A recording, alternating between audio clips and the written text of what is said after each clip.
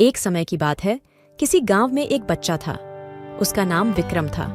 विक्रम का सपना था कि वह एक जादुई किताब खोजे। वह हर रोज अपने गांव के जंगल में जाता था, उम्मीद में कि एक दिन वह अपना लक्ष्य प्राप्त करेगा। एक दिन वह गहरे जंगल के अंदर चला गया।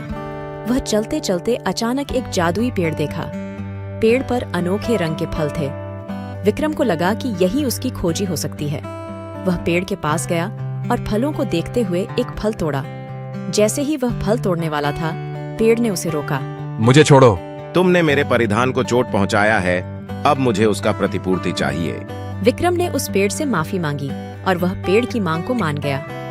तभी पेड़ ने उसे एक जादुई किताब दी। विक्रम ने उस किताब को खोला और जैसे ही उसने पहला पन्ना पलटा, वह एक अद्भुत सागा में चला गया। विक्रम ने किताब के अद्भुत शक्तियों का अनुभव किया और वह अब अपने गांव के हीरो बन गया। लोग उसे अपना प्रियजन मानने लगे। पर एक दिन विक्रम ने किसी लापता बच्चे को गांव के पास एकमात्र जंगल में पाया। वह बच्चा अपने घर की ओर चल रहा था। विक्रम ने उस बच्चे को पकड़ा और पूछा, तुम्हारा घर कहाँ है? बच्चा डर के मारे था और चुपचाप देख रहा था। विक्रम ने बच्चे को गले लगाया और उसे उसके घर तक ले गया। बच्चे के माता पिता ने विक्रम को बहुत धन्यवाद किया। विक्रम को उस बच्चे की चिंता होने लगी। वह सोचने लगा कि जंगल में ऐसे कितने ही बच्चे होंगे जिन्हें घर तक पहुंचाने की जरूरत होती है। उसने फिर वही जादुई किताब निकाली और उसे खोला। वह जंगल में चला गया और एक एक करके हर बच्चे को उनके घर तक पहुंचाया। उसने बच्चों को उनके माता पिता के पास छोड़ा और उनको सिखाया कि कैसे अपने घर की ओर लौटना है। जैसे जैसे विक्रम ने अपने काम में ज्यादा वक्त बिताया, उसकी जादुई किताब की शक्तियां कम होती गईं। एक दिन जब उसकी किताब की शक्तियां पूरी तरह से खत्म हो गईं, तो वह एक साधारण बच्चा बन गया। लेकिन विक्रम ने समझा कि उसकी जादुई किताब के बिना भी वह कुछ कर सकता है।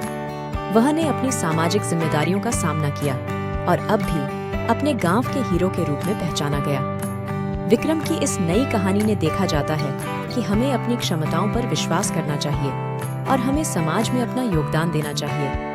इस कहानी से हमें यह सीख मिलती है कि जब हम अपने सपनों के पीछे भागते हैं, तो हमें कोई भी कठिनाई हमारे रास्ते में नहीं रोक सकती। क्या आपको लगता है कि आप भी अपनी जादुई किताब को खोज सकते हैं? विक्रम ने अपनी किताब को खोजा और तुम भी अपनी जादुई किताब को खोज सकते हैं। तुम्हारे पास भी उसी ताकत है। तुम भी उसी सपने को पूरा कर सकते हैं। जैसे विक्रम ने अपने गांव के लिए कुछ किया, वैसे ही तुम भी अपने समाज के लिए कुछ कर सकते हो, क्योंकि हर किसी का एक जादुई किताब होता है, सिर्फ उसे खोजना है।